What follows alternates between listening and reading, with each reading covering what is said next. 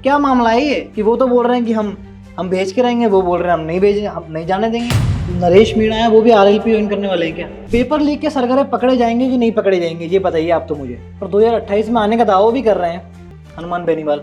ये यार मैंने सुना नहीं है इसके बारे में। एक मांग थी राजकुमार रोत की भील प्रदेश, तो वो भी आजकल शांत दिखाई दे रहे हैं, मतलब दिखाई नहीं पड़ रहे कहाँ हैं करोड़ी बाबा। इस तरीके से माने तो समरावता टोंक के अंदर तो दिवाली का माहौल ही बन चुका है। पर उन्होंने मना किया था कि आना मत मेरे साथ, उन्होंने ट्वीट करके मना किया था कि कोई भी नहीं आएगा मेरे साथ। नरेश मीणा की रिहाई से नरेश मीणा के जो समर्थक है वो बड़े खुश है, बड़े शानदार वाले खुश है। हमारे नरेश भाई छूट गए, हमारे नरेश भाई रिहा हो गए। और उनकी फैन फॉलोइंग देख रहे हो कि मतलब एक सेलिब्रिटी से भी ऐसा लग रहा है कि सेलिब्रिटी से भी ज्यादा। लेकिन उस दिन लगभग 100 गाड़ियां बिना बुलाए, बिना किसी जनसभा के नरेश मीणा की गाड़ी जहां चल रही थी वहीं जा रहे थे। फिर भी इतनी सारी भीड़ उमड़ गई भाई। रिहाई के 2 घंटे बाद लाखों लोग उनके पीछे चल रहे हैं। जनता के सामने बोल तो दिया है अब, लेकिन उसको करेंगे कैसे? तब उन्होंने कुछ बड़ा खेल किया है। सीबीआई वाले पीछे चले गए हैं उनसे। अब राजकुमार रोत युवाओं को बरगलाने का काम कर रहे हैं कि सचिन पायलट मेरे पास आ जाए, सचिन को मैं सीएम बना दूंगा, मैं गृह मंत्री बन जाऊंगा, फिर भी मैं राजस्थान को सुधार दूंगा। इसके लिए उनकी 3 से 4 सीट अभी सेफ नजर आती है। राजकुमार रोत हनुमान बेनीवाल के बड़े अच्छे दोस्त माने जाते हैं। तो छात्र संघ चुनाव होने चाहिए कि नहीं होने चाहिए, क्या लगता है? ये सबसे दुखद सवाल है। अभी राजस्थान में युवाओं के लिए सबसे बड़ा नेता कौन है? राजस्थान के पास में दिल्ली है, उसमें रिजल्ट आएगा, उसमें चुनाव होंगे, उसमें प्रचार होगा। राजस्थान में जो विपक्ष की भूमिका है वो आरएलपी निभाएगी।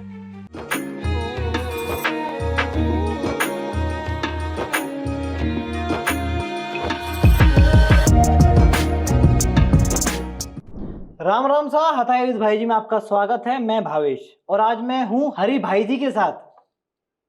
तो कैसे हो हरि भाई जी? भाई जी थोड़ा अच्छा फील हो रहा है यार। भाई जी अच्छा फील हो रहा है। हाँ।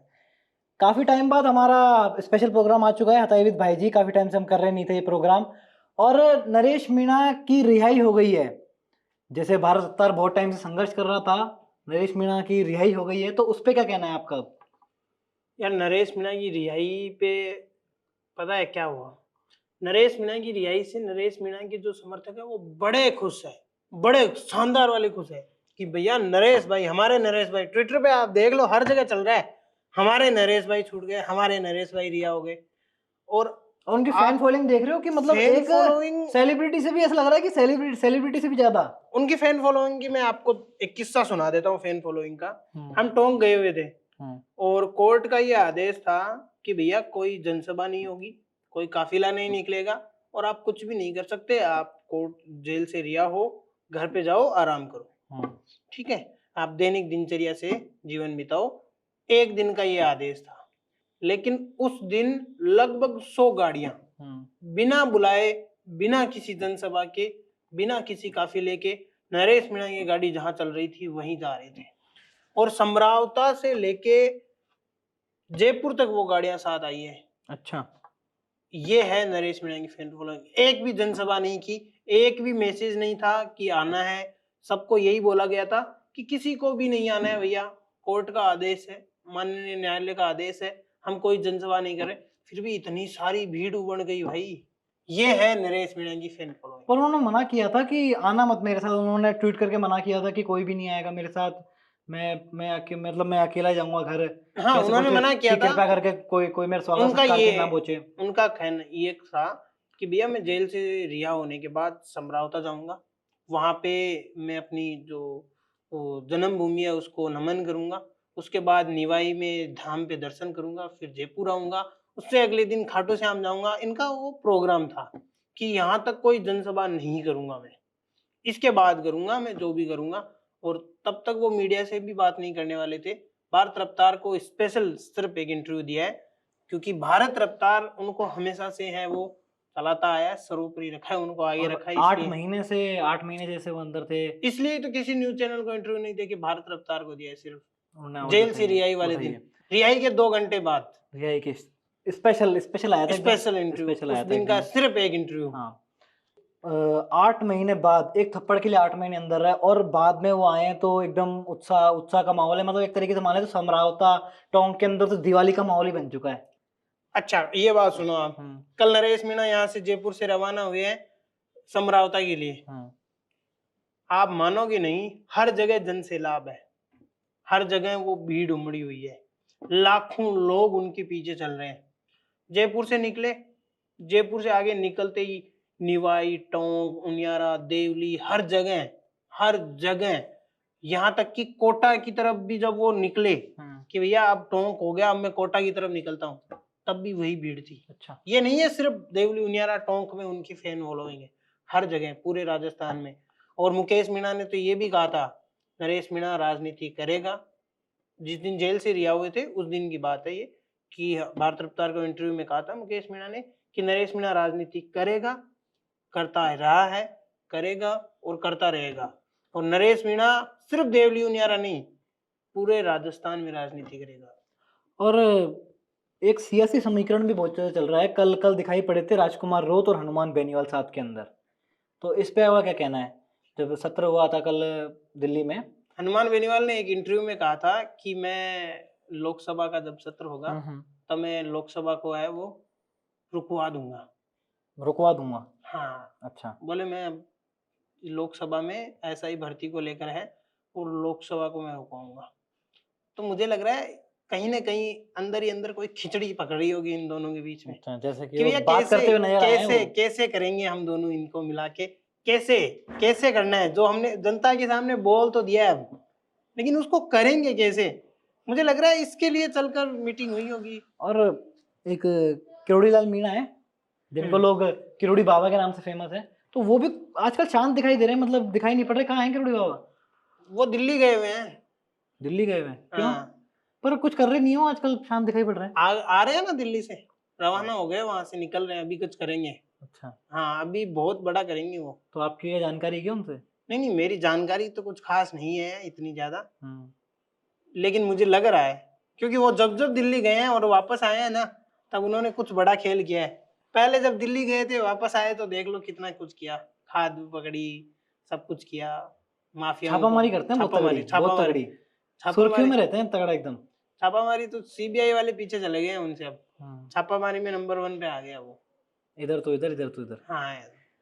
और एक मांग थी राजकुमार रोत की भील प्रदेश की, उन्होंने जैसे कि दावा किया था, अभी कल परसों में दावा किया उन्होंने कि भील प्रदेश चाहिए एक अलग। तो क्या मांग उनकी सही है कि गलत है? क्या लगता है आपको, मतलब किस दृष्टिकोण से देखते हैं इसको? सही है या गलत है ये तो अपन नहीं बता सकते। अच्छा, ये तो जनता है बताने वाली। बिल्कुल, क्योंकि राजस्थान और जो मध्य प्रदेश और ये जो जनता है ये बताएगी कि ये भील प्रदेश की मांग सही है या गलत है। लेकिन राजकुमार रोत जब चुनाव लड़ रहे थे उस समय उन्होंने जनता को, आदिवासी जो क्षेत्र है उसमें ये कहा था कि हम अपना अलग एक भील प्रदेश बनवाएंगे। उससे पहले भी जितने सारे आदिवासी नेता हुए सब ने यही बोला है कि हम भील प्रदेश बनवाएंगे। लेकिन एक ट्विटर हैंडल है और अपने यहाँ पे गोरसिया जी आए थे इंटरव्यू देने के लिए, उन्होंने भी ये कहा था कि राजकुमार रोत युवाओं को बरगलाने का काम कर रहे हैं और भील प्रदेश जैसी चीजें हैं उसकी मांग नहीं रखनी चाहिए। और मैं देख रहा था कल एक इंटरव्यू, उसमें रविंद्र सिंह भाटी और मुकेश भाकर से एक पत्रकार ने सवाल पूछा और उनको सवाल ये था कि हम युवाओं के पीछे दौड़ रहे हैं, युवा आपके पीछे भयंकर तरीके से दौड़ रहे हैं, युवाओं की आपके पास फैन फॉलोइंग है, और हम जब किसी नेता को देखते हैं तो हम सोचते हैं कि यार युवाओं के साथ जाएं, लेकिन युवा है वो राजस्थान को तोड़ने का काम कर रहे हैं। ये उस पत्रकार ने सवाल पूछा, मुकेश भाकर और रविंद्र सिंह भाटी ने। मतलब ये है कि युवाओं में भी कहीं ना कहीं होगा कि भैया 2 प्रदेश तो नहीं बनने चाहिए। तो मतलब ऐसा नहीं है कि अलग प्रदेश की मांग, थोड़ा अजीब सा किस्सा नहीं है ये कि वो बोलते हैं कि हमारे वर्ग के जो लोग हैं, मतलब जो जैसे उन्होंने बोला आदिवासी जो लोग हैं वो पीछे रह गए हैं, इस चक्कर में भील प्रदेश चाहिए। हाँ, उन्होंने काफ़ी सारे कारण भी बताए हैं, बट खैर। और पेपर लीक के सरगर्म पकड़े जाएंगे कि नहीं पकड़े जाएंगे ये बताइए आप तो मुझे, क्योंकि इतना टाइम हो गया हमारे को मुद्दा उठाते और नौजवान परेशान हो रहा है, हर कोई परेशान हो रहा है, तो पकड़े जाएंगे नहीं पकड़े जाएंगे ये? पेपर लीक वाले में ऐसा है कि जब बीजेपी की सरकार थी चुनाव लड़ने के लिए तैयार थी बीजेपी, तब उन्होंने कहा था कि हम पेपर लीक नहीं होने देंगे और पेपर लीक के जो माफिया है उनको पकड़ेंगे। लेकिन उसके बाद किरोड़ी लाल मीणा है वो काफी संघर्ष करते हैं। अब हनुमान बेनीवाल संघर्ष कर रहे हैं और हनुमान बेनीवाल ने तो ये भी कह दिया है कि 2028 में अगर हमारी सरकार आई तो हम पेपर माफियाओं का खत्म कर देंगे। बजरी माफिया, पेपर माफिया, बेरोजगारी, ये सब तो वो खत्म करने के दावे हनुमान बेनीवाल कर रहे हैं। पर 2028 में आने का दावा भी कर रहे हैं हनुमान बेनीवाल। हाँ, हनुमान बेनीवाल, ये मैंने हनुमान बेनीवाल के कम से कम 20 इंटरव्यू सुन लिए हैं जिसमें हनुमान बेनीवाल सिर्फ एक ही बात कह रहे हैं कि भैया 2028 में आरएलपी है वो आएगी। लेकिन इसके पीछे पता है बहुत बड़ा राज है। हनुमान बेनीवाल को 2028 में अगर सीएम बनना है, या फिर वो कह रहे थे कि मेरे को गृह मंत्री बना दो, सीएम तो सचिन पायलट अगर मेरे साथ आए तो वो बन जाए, कोई दिक्कत नहीं। अच्छा, ऐसा कह रहा है, ऐसा कहा है कि सचिन पायलट मेरे पास आ जाए, सचिन को मैं सीएम बना दूंगा, मैं गृह मंत्री बन जाऊंगा, फिर भी मैं राजस्थान को सुधार दूंगा, ऐसा हनुमान बेनीवाल ने कहा है। लेकिन ये थोड़ा पेचीदा मामला है। हनुमान बेनीवाल को सीएम बनने के कई सिनेरियो बनते हैं, वो सिनेरियो को पूरा करना पड़ेगा हनुमान बेनीवाल को। तो वो सिनेरियो अगर आप चाहो तो मैं बता सकता हूँ। तो क्या नरेश मीणा है वो भी आरएलपी ज्वाइन करने वाले हैं क्या? यही तो सिनेरियो बन रहा है। हनुमान बेनीवाल के पास अभी करंट में एक भी सीट नहीं है राष्ट्रीय लोकतांत्रिक पार्टी के पास। पिछले जब विधानसभा थी उसमें 3 सीट थी। मतलब आप मान के चलो कि हनुमान बेनीवाल के पास अभी जो फैन फॉलोइंग है, 1 लाख की रैली हुई है, 50-60 हजार की रैली नागौर में की है, और वहां पे जो रिया बड़ी में भी वो जा रहे हैं तो धन सैलाब आ रहा है। इसके लिए उनकी 3 से 4 सीट अभी सेफ नजर आती है कि 3-4 सीट हो सकता है कि वो 3-4 सीट निकाल लेंगे अपने हिसाब से। अभी नरेश मीणा का देवली उनियारा, टोंक, कोटा, यहाँ पे अच्छी पकड़ बन गई है, बहुत अच्छी। अगर नरेश मीणा हनुमान बेनीवाल की पार्टी में आ जाते हैं तो ये 4-5 सीट हनुमान बेनीवाल के पास और सेफ रहेगी। अच्छा, राजकुमार राउत हनुमान बेनीवाल के बड़े अच्छे दोस्त माने जाते हैं, तो हो सकता है कि राजकुमार राउत के पास जो 3-4 सीटें आती है वो भी हनुमान बेनीवाल की पार्टी में पक्ष में आ जाए। तो ऐसे करके हनुमान बेनीवाल के पास 15 सीट आ रही है टोटल, अगर ये तीनों गठबंधन में आते हैं तो। अच्छा, लेकिन उसके बाद भी हनुमान बेनीवाल को सीएम बनने के लिए बड़ी मेहनत करनी पड़ेगी। तो एक बात और निकल के आ रही है कि गोविंद सिंह डोटासरा बोल रहे हैं कि हम प्रमोद जैन भैया को जेल नहीं जाने देंगे, और वही उसी तरह बोल रहे हैं नरेश मीणा कि हम उनको जेल भेज के रहेंगे। तो क्या मामला है ये कि वो तो बोल रहे हैं कि हम भेज के रहेंगे, वो बोल रहे हैं हम नहीं जाने देंगे।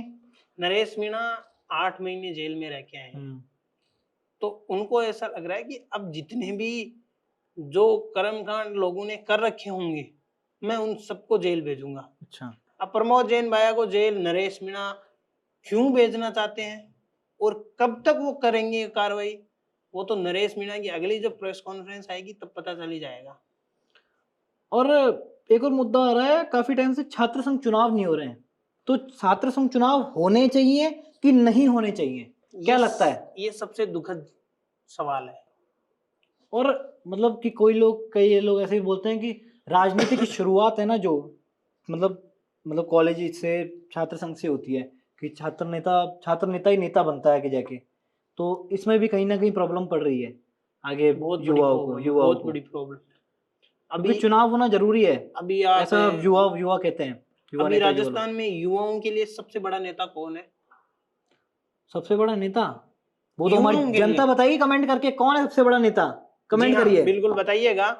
तो अगर मैं बात करूं ना, ऐसे नॉर्मली जो ट्विटर पे चलते हैं और है राजकुमार राउत, हनुमान बेनीवाल, नरेश मीणा, मुकेश बाकर, रविंद्र सिंह भाटी, अशोक गहलोत, और ये जितने भी है, गजेंद्र सिंह शेखावत, राजेंद्र राठौड़, ये सब छात्र राजनीति से निकले हुए हैं। अच्छा, तो इनको एक सोचना चाहिए, छात्र राजनीति के लिए थोड़ा सा विचार करना चाहिए। और मैं भजनलाल सरकार से भी ये कहूंगा कि छात्र राजनीति पे ध्यान देना ही चाहिए। आप एक बात बताइए, पूरे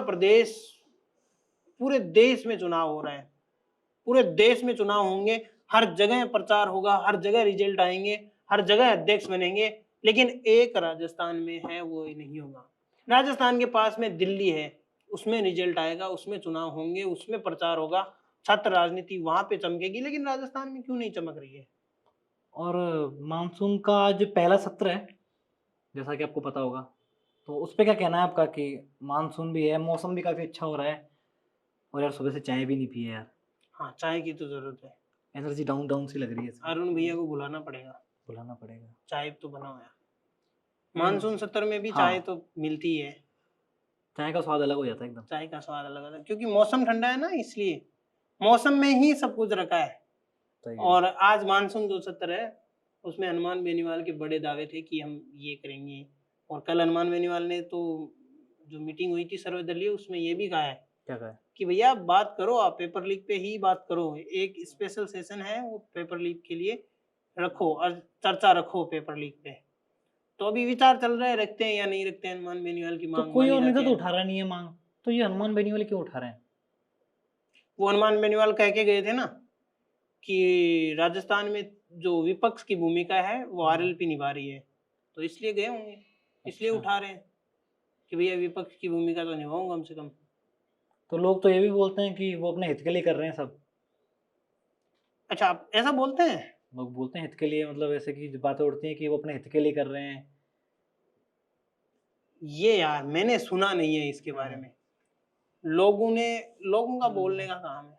ऐसे कमेंट्स भी आते हैं कि हाँ, ये तो भी कमेंट्स आते हैं। कमेंट्स आते हैं अपने चैनल पे कि पॉजिटिव नेगेटिव दोनों कमेंट्स आते हैं, दोनों कि कमेंट्स आते दोनों हैं। कमेंट्स आते हैं, बट नेगेटिव में ये भी आते हैं कि हेटर्स और लवर्स दोनों होते हैं।